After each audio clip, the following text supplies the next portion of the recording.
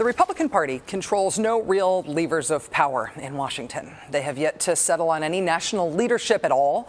They did come up with a Republican budget proposal in the House of Representatives, and 38 House Republicans even voted against that.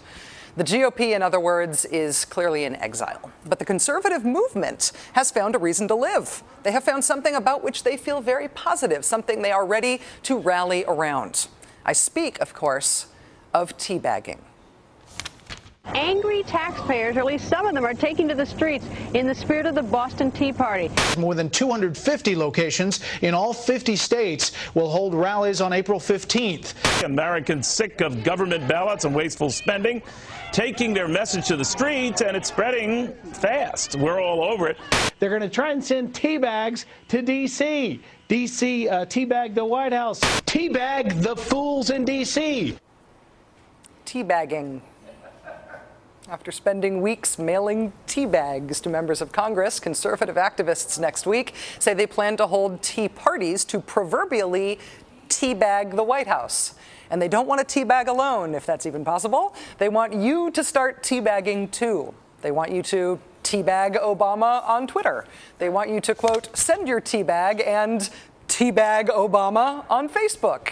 They want you to teabag liberal Dems before they teabag you.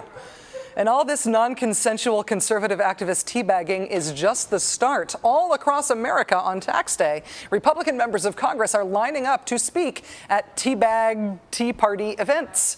Even Governor Mark Sanford of South Carolina is getting in on the hot teabagging action. Senator David Vitter of Louisiana, previously most famous for his self-admitted very serious sin with prostitution services, he wants to give teabagging the Senate seal of approval. He has asked the Senate to commemorate the day of anti-Obama protests in law. In terms of now, no laughing off set or I will lose it. I'm only barely making it through as it is. All right. Ready? In terms of media, our colleagues at Fox News are not just reporting on teabagging, they are officially promoting it. Celebrate with Fox News. This is what we're doing next Wednesday. We want to be with you and your tea party. If you have a tea party anywhere that we're not covering one of those, email me at glennbeck@foxnews.com. We may cover your tea party live on April 15th. Fox News Channel has described the tax day events on screen as FNC Tax Day Tea Parties, and they are dispatching some of their hosts to take part in the teabagging.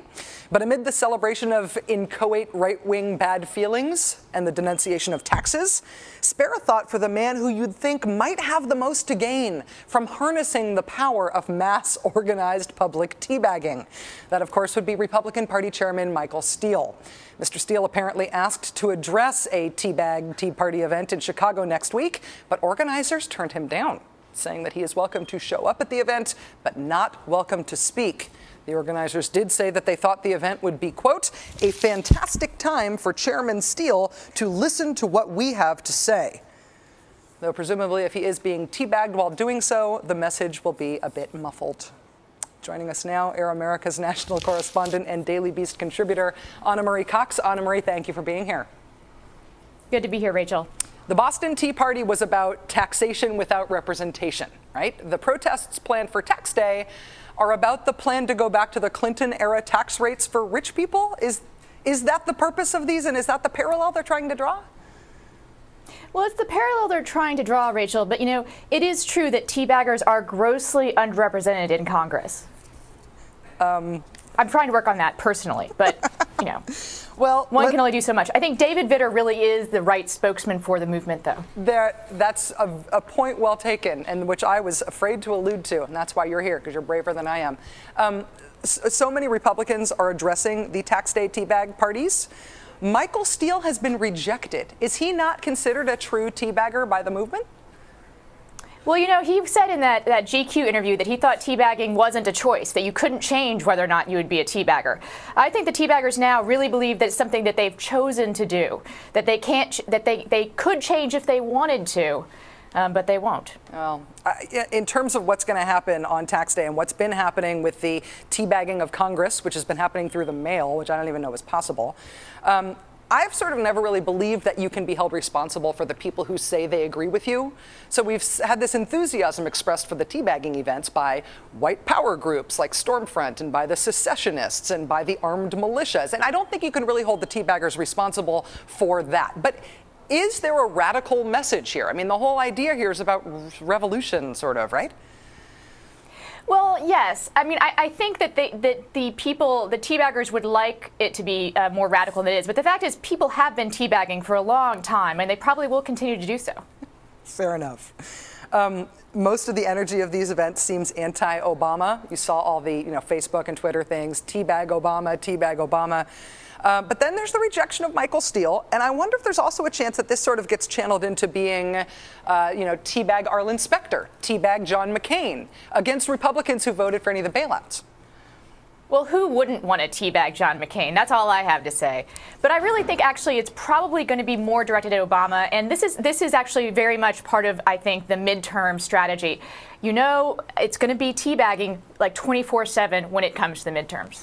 Well, is there an effort to divide the conservative movement from the Republican Party once again, though? Because there is something about the origin of the current Republican Party that owes very much to the conservative movement, which was not organized within the party. It was sort of organized without and then took it over. I wonder if they're trying to cleave themselves again and say, no, we're teabaggers and you're not, and we're therefore the future of we're the future of the right wing. You could say there's a big split between the teabags. I think that you're right. I think the social teabaggers and sort of the fiscal teabaggers are really starting to move apart from each other. I actually just heard from Standards we're not allowed to talk about fiscal teabags, but thank you for bringing it up. Anna Marie Cox of Air America Radio and the Daily Beast. It is always wonderful to have you on the show, particularly more tonight than ever. Thanks.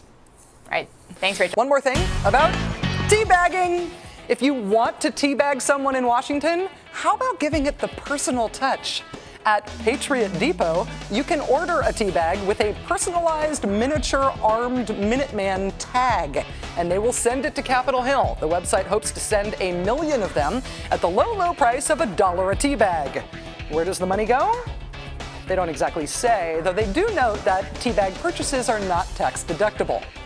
What, you expected an unrestrained market Ayn Rand anti-tax teabagging rally to not have profiteers?